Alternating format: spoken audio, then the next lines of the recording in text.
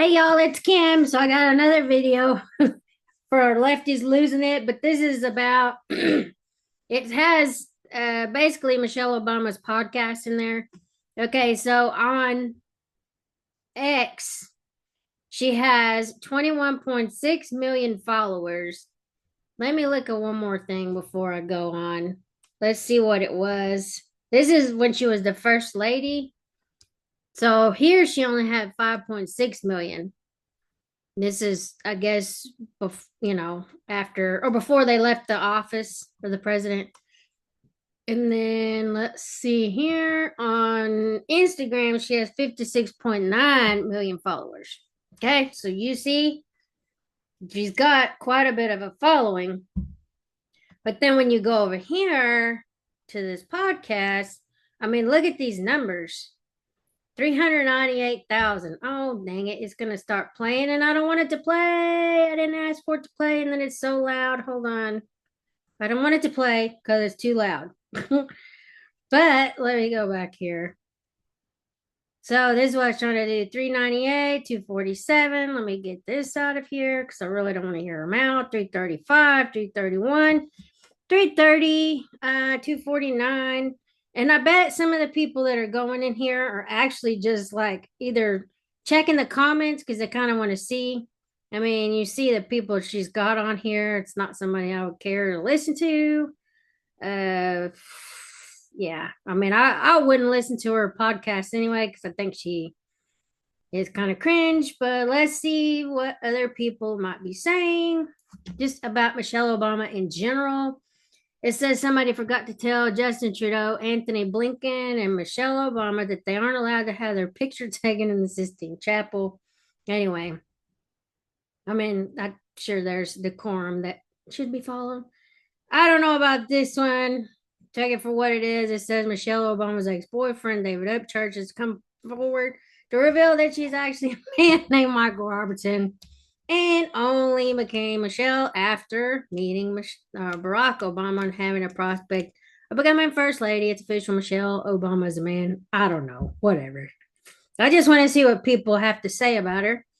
It says since P. Diddy is trending, here's a video of Obama thanking Puff Daddy. Don't share this video. Barack and Michelle Obama will be very upset. Barack and Michelle Obama spotted on date night in DC restaurant where former president dined alone as divorce rumors swirled. Let's see.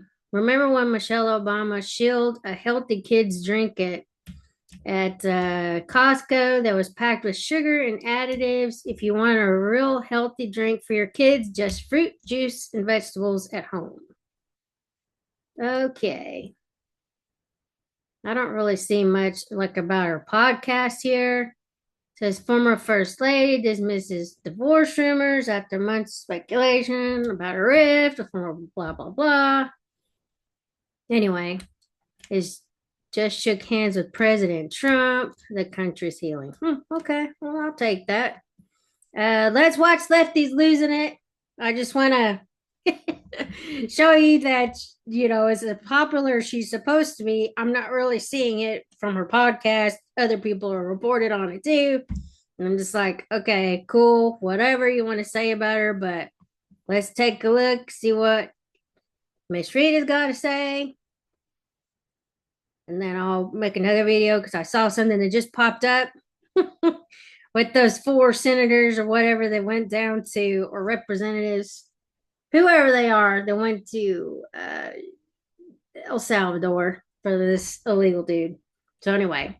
It's time for Lefties Losing It. Let's hear from TDS sufferer and quisling Adam Kissinger, who spent 4 years crying about January 6th. Remember him? Well, he's now calling for Americans to take to the streets because they are in unbelievably uncharted territory. I don't know about you, but this all sounds a little bit insurrection-y to me. Listen, we are in unbelievably uncharted territory here. And all I'm gonna say is y'all say when, and you're gonna get what you asked for. Let's just put it that way, because this is getting ridiculous. Y'all can't go around continually threatening people and they're not going to react. So if I were y'all, I would shut up because you don't value the Second Amendment. We do. I don't think it's going to work out the way you think it's going to work out. And this is really ridiculous that we have people like this jackass and others that are inciting violence, and they know it's going to radicalize somebody. This needs to stop.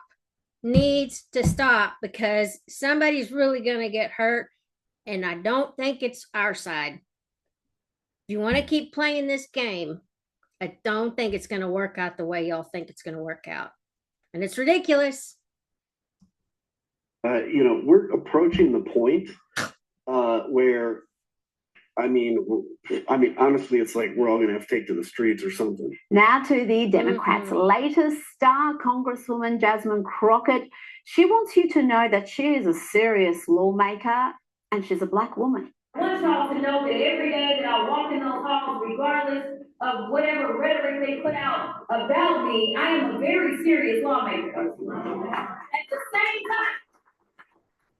But didn't she just go on a podcast and say that she was doing a lot of this out of selfish ambition? She wasn't in there making laws and doing things like that. I think she said that within the last few weeks. So this lady's not credible. I don't care what anybody says. She's not doing what she's supposed to be doing for her constituents. Dallas is a horrible area. It's not far down the road from us. And it's awful with their crime rates and their homelessness and everything else. So this lady can say she's serious. She's not serious. And I don't care about the color of your skin. Just do your damn job. That's what you're supposed to be doing.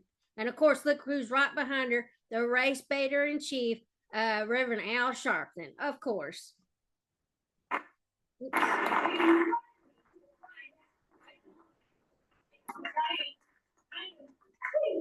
woman at the same time. Why is she telling us she's a Black woman? We can see that. And why should that be contrasted against her being a serious lawmaker? These Democrats are so race obsessed that sometimes they inadvertently are racist against themselves. Damn. Now to the woman many Democrats want to see as a presidential candidate, Michelle Obama. Here she is on her woefully low rating podcast talking about how hard married life is. Well, it is when you're married to Barack. I think sometimes people who date don't realize that, in long-term relationships, you're gonna have deep dips, and you're gonna have a bad. Oh, that's so enlightening. From the party that doesn't value marriage at all. I mean, you don't even value family or anything else. Give me a damn break. There's nothing earth-shattering about that. Every relationship goes through cycles. I've been married for like 28 years. We've been together 31. Yeah, this is nothing new. Relationships are hard, but you have to just say, I'm going to stick with it. Unless they do something obviously awful, like having an affair and that kind of stuff. I got it. I'm not stupid, but I'm just saying, this is nothing earth-shattering on this podcast, glorifying not being married and woman power and all this other stuff, I'm sure. Yeah. Oh boy, I just can't with these people. You're going to have I tell people, and folks think that this is harsh. It's like, you're going to have a bad decade. Yeah. I've been married to my husband for 30 plus years. I mean, the truth is, if you add it all up, even the year if the odds were you're going to be married to your partner for 50 years and 10 of those years could be bad, You'd sign up for it. You'd sign up for it. No thanks, Michelle. A miserable decade. Think I'll give that a pass. It's not the 1820s anymore. Women can be single nowadays. Let's hear from a couple of mask-wearing trans activists now. One of them is hailing Satan, while the other is talking about love and tolerance and solidarity. What?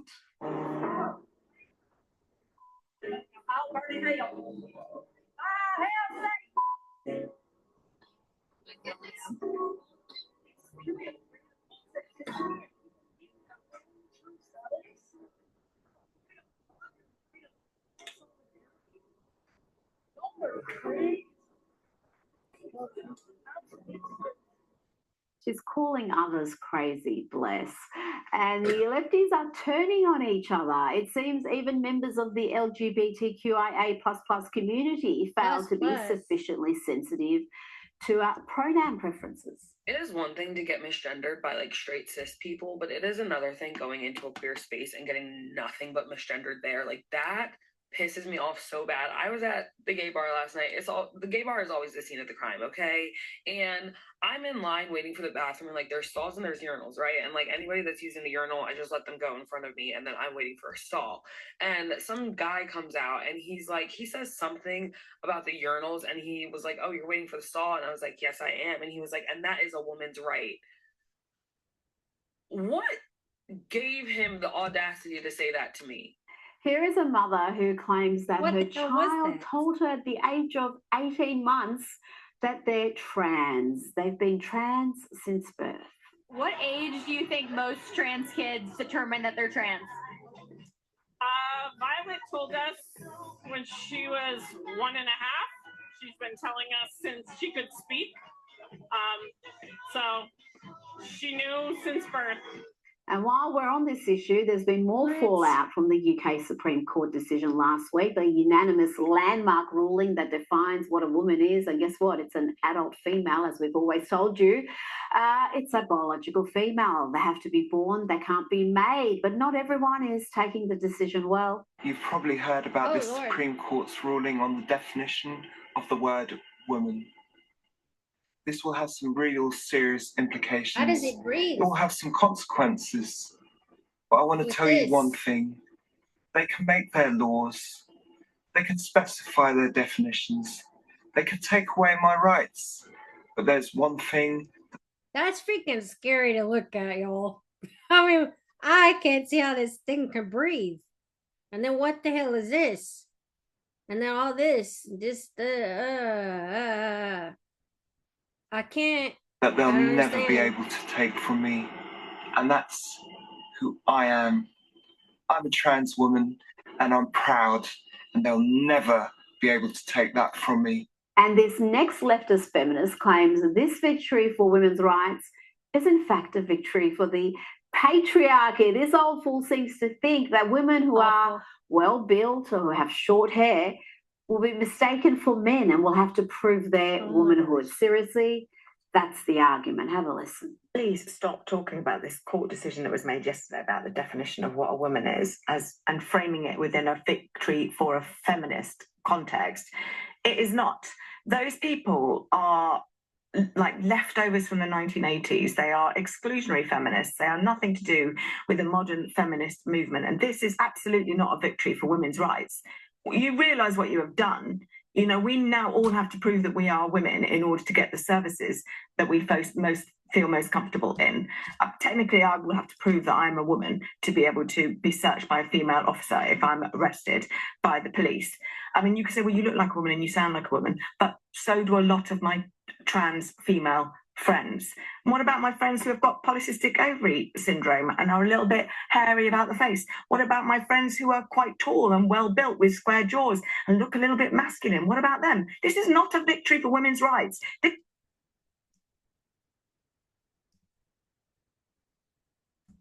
An awful, affluent, white, female, ugly, liberal. That's what an awful is. Oh my gosh. This lady probably doesn't have any friends that are actually transgenders, as she's calling them. Whatever name she gave them just now. She probably doesn't know anybody that's actually a transgender. I mean, oh my gosh, these people. That's what I say. Affluent, white, female, ugly, liberal. There you go.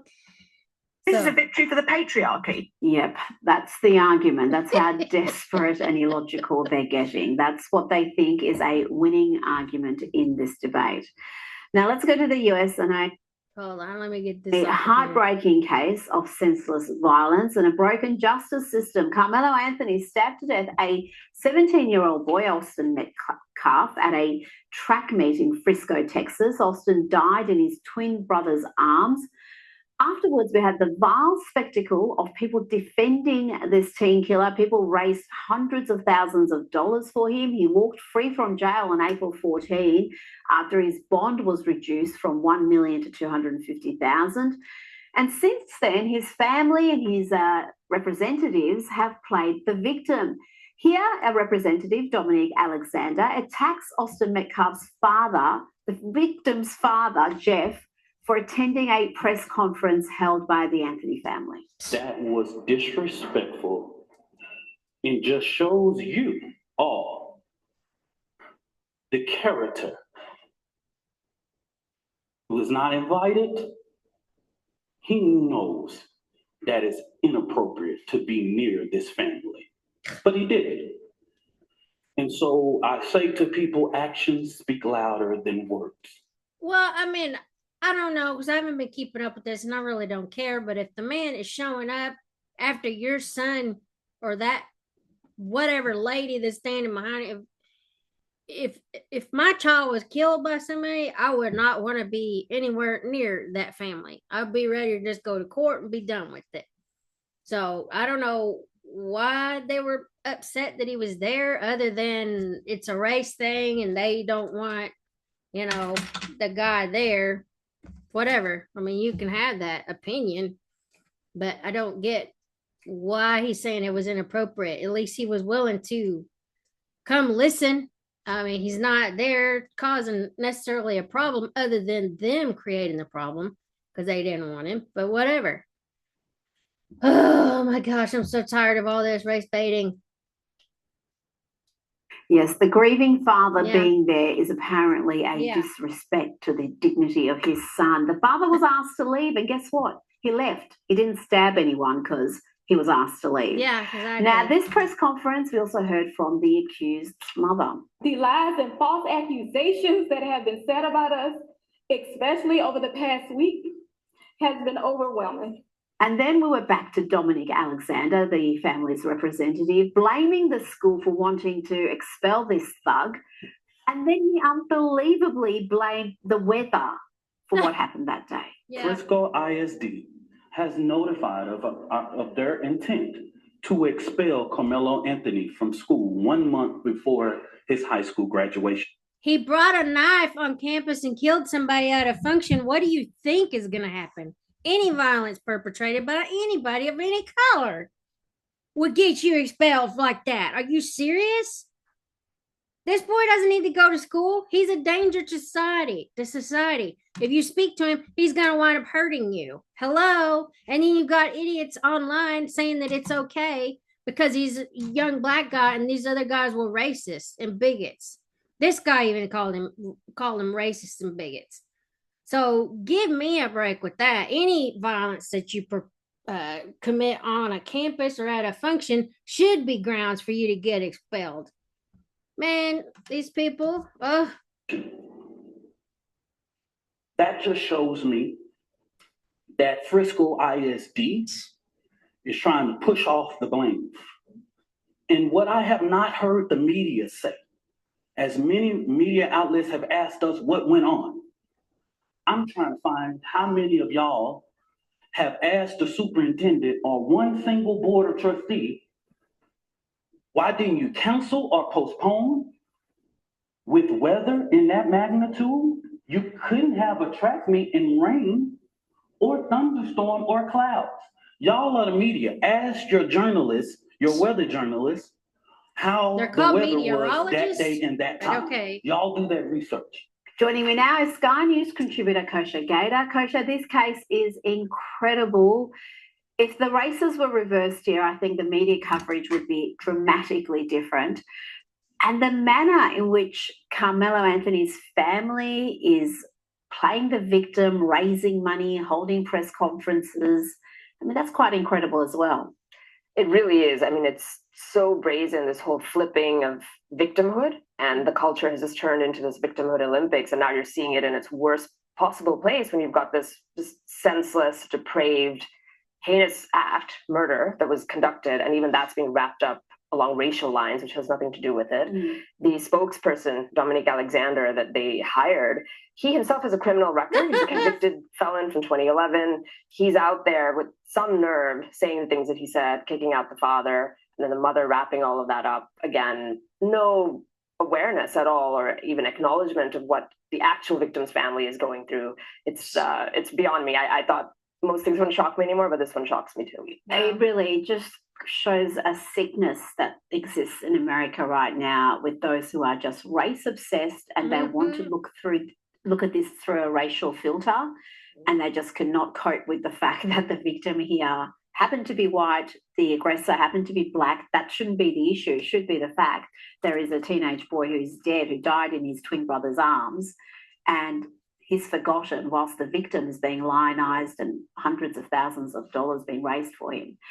Now to more leftist lawlessness, and one of Tim Walz's state employees stands accused of causing around $20,000 in damage, vandalising Teslas. Here he is, filmed, looks like he's keying cars there. There is ample footage of these alleged incidents. Dylan Brian Adams is a fiscal policy analyst, a Minnesota state employee. He's been arrested kosher, and this comes just a few weeks after we heard Tim Walz, the failed vice presidential candidate, mocking Tesla's share price falling, attacking Elon Musk repeatedly. And to see these acts across the country, people going around vandalising cars belonging to individuals, I'm not advocating for attacking dealerships, but when you're actually attacking the personal property of someone, I mean, really, again, we talked about the sickness that exists. This is another example of it. It is another example. And I think the meta point is that the consequences are just too soft and too weak in culture in general. Decriminalization, selective outrage, letting certain people off the hook based on where they fall. In this case, this policy analyst did get arrested, as you mentioned, so there are some consequences which are necessary to have deterrence. But unless and until we see that much more strongly, unfortunately, I think these acts are only going to continue because people, either they can skirt some sort of punishment, or even further, they're actually glorified by a portion of the left, and so they want to do these kinds of things. Absolutely. We've had a lot of Democrat politicians refusing to disavow this sort of violence, and the left has become increasingly activist and violent in its behaviour. We saw that throughout the BLM riots, around $2 billion worth of damage, very few consequences and arrests. You compare that to, say, what happened on January 6th and people being in solitary confinement for months. How do you see this issue and how it separates America? Because when people talk about two Americas, I think this is really central to that issue, where people have lost faith in those institutions. They've lost faith in the fact that they're going to have equal justice under the law. I know, it really does show that to America, that divorce symbolically that's happening gets much more hitting you in your home, on the streets, when it comes down to crime and the actual criminal justice system being fair or not. And when we look at all these cases, whether it's Kyle Rittenhouse or Daniel Penny and all of those, you could see how, had they been tried somewhere else, Kyle Rittenhouse certainly in a different jury, in a different state, the outcome would have been different. Daniel Penny squeaked by through a hair's breadth. That is very, very scary to a lot of people, that if something, God forbid, were to happen and you find yourself in that situation, if you live in the wrong jury pool, you can't trust the system anymore. Now, Pam Bondi, the Attorney General, has said that she's going to be treating these cases like domestic terrorism.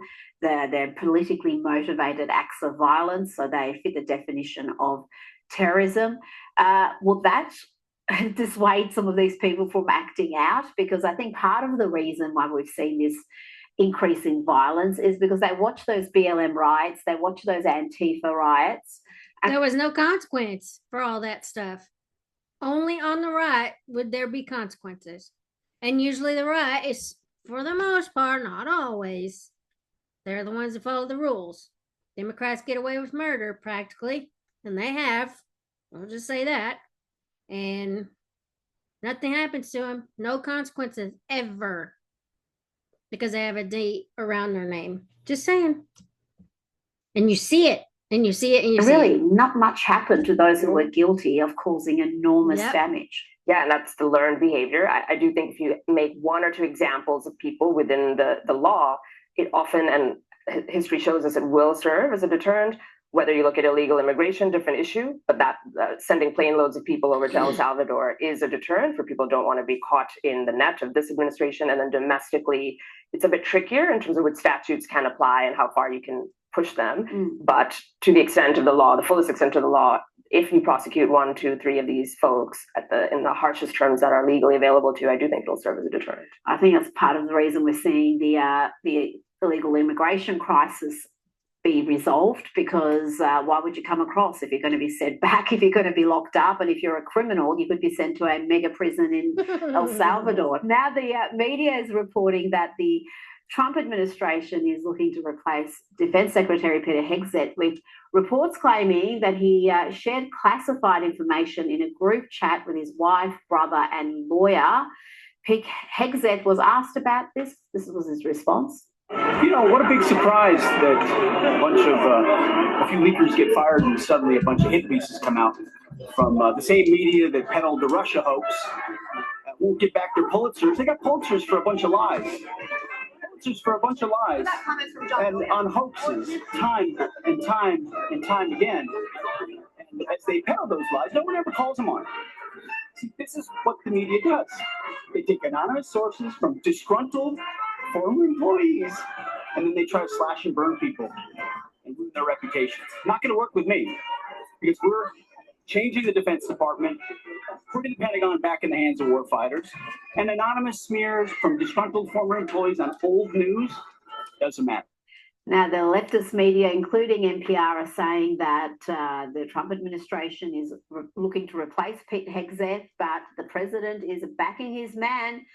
Well, and that's why I say it's almost like they're trying to almost do predictive, almost like trying to convince people or brainwash them into, oh, it's going to happen. And then they think they're going to push it to happen. And then when it comes out, that you'll never hear anything about it again.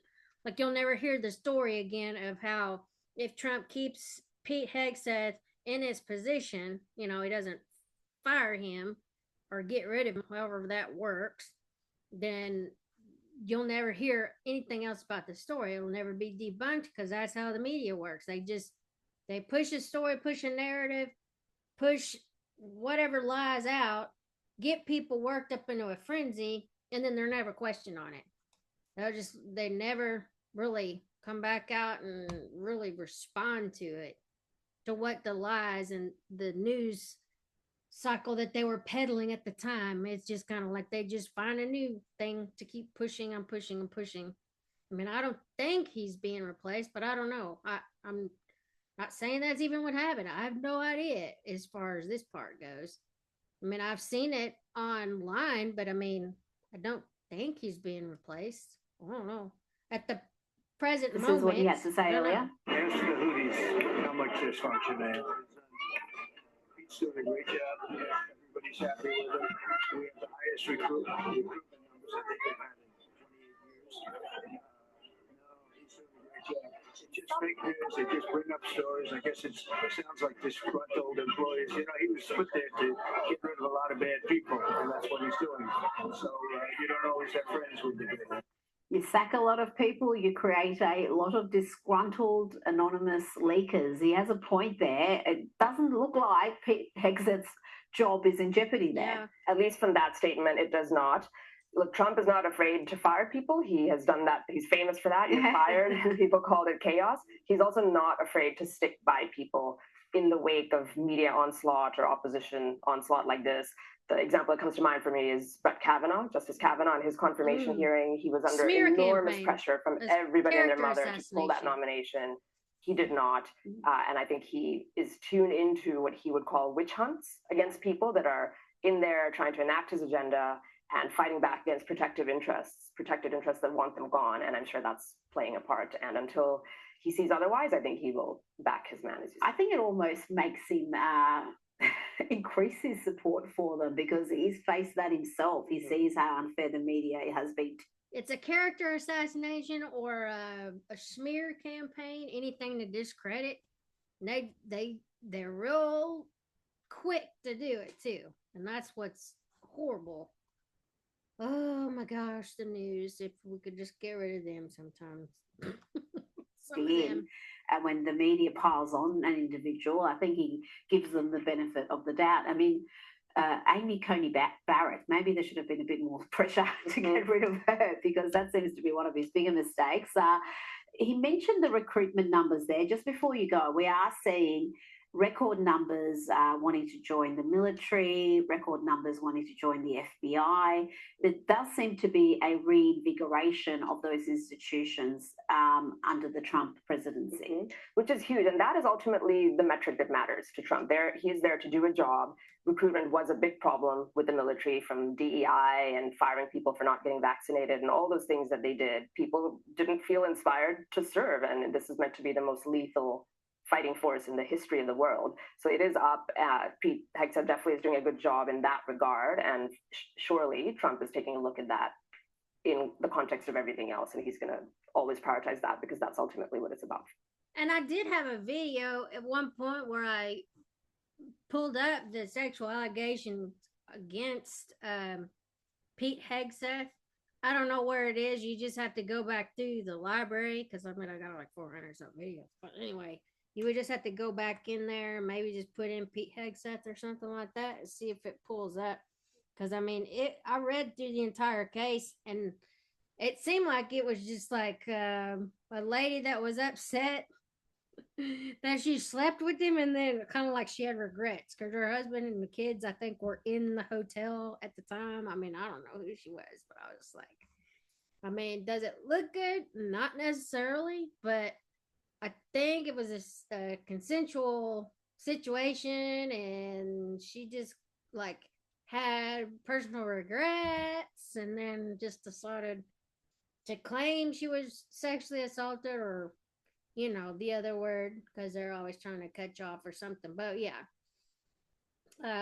Anyway, so you can go back through there. I think I probably did put something about Pete Hegseth like in the title. But yeah, go take a look at that. I don't know. It's just another character assassination type thing. I think this came up right when he was maybe nominated. Maybe. I can't remember. We've had so much stuff, and so many people get accused of things, as soon as they get to a prominent position or have the potential for a prominent position, then they start going after them. But anyway, you can check that out. Let's finish this up, and then I need to do all these other videos too. But anyway, let's check this out. Joining me now is comedian and host of Primetime with Alex Stein on Blaze TV.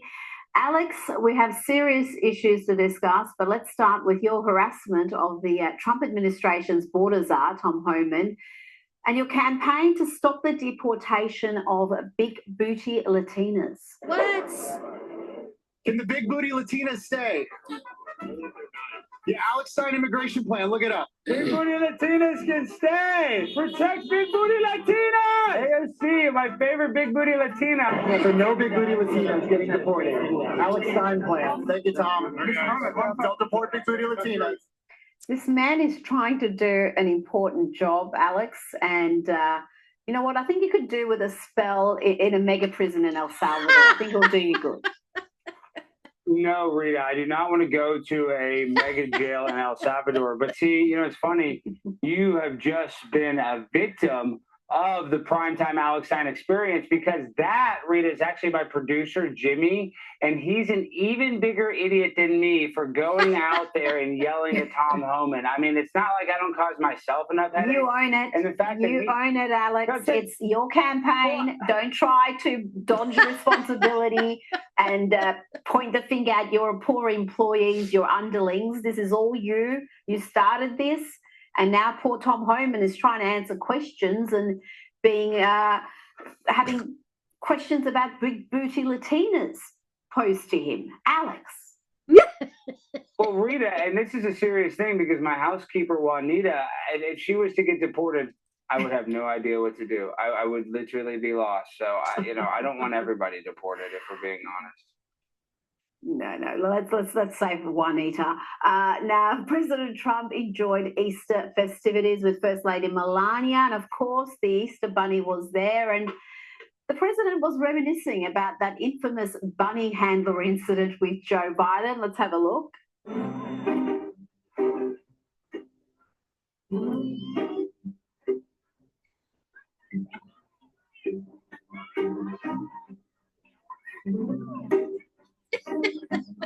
You remember the bunny with Joe Biden? Remember? You remember when the bunny took Joe Biden out? He's not taking Trump out. Anyway, that was a beautiful moment when the bunny saved Joe Biden. Alex, he really is the funniest president. He never misses a chance to remind everybody about the cognitive decline of his predecessor. No, Donald Trump is the #1 comedian in the world right now. I mean, I don't believe anybody's funnier than him. And when it comes to Easter, I'm just happy that all of the people that were at the egg roll this year kept their tops on, because that wasn't the case under the Biden administration. There's a lot of people doing a lot of weird stuff at their Easter celebration, which is obviously, a Christian holiday. So I'm happy that Donald Trump is actually showing respect for the holiday and not a mockery like the Biden administration did. Well, yes, the Trump White House declined the opportunity to make it a Trans Day of Awareness celebration. So, yeah, that was a wise move indeed. Alex, Democrats continue to travel to El Salvador to advocate on behalf of an MS-13 gangbanger deported to El Salvador. Here is Democrat Max Frost being asked about this. Why, Congressman, are you in El Salvador? You are there for an El Salvadorian man who was a resident illegally of Maryland. You're a congressman from Florida. Why are you in El Salvador? Well, we're here because a man who had protected status in Maryland, a Maryland man, union member, worker with a citizen wife and beautiful children, was taken out of his state and out of the United States back over here without due process. He was an illegal immigrant from El Salvador. He's been deported to El Salvador. And Alex, he was not only found to be a gangbanger, but he was not exactly a great husband to that beautiful wife that the Democrat politician referred to. No, Rita, not very nice whatsoever. He has a criminal history. And, I have to give kudos to Michael Strahan for actually asking her that tough question about her husband's criminal past. So, listen, the Democrats have a serious problem when it comes to picking their heroes. From George Floyd to this guy to Jussie Smollett to whoever it is, they can't find a person to get behind. They always pick the worst possible representation of their party. They are just so stupid when it comes to this issue. There's no other way to talk about it. It is just a loser for them each and every time. Alex Stein, thank you so much for your time tonight. Oh, come on. Anyway, so yes. It's time. Let me get out of this. So, yes, I do want to do the video with the 4 senators or representatives, whatever they are, to El Salvador. Anyway, I'll go through X and see what other people are saying about it, how they feel, because I don't think this is a winning strategy. But hey, they seem to be on the side of losing at this point. Anyway, I'll talk to y'all later. Have a good afternoon. Like, share, and subscribe. Anyway, talk to y'all. Bye.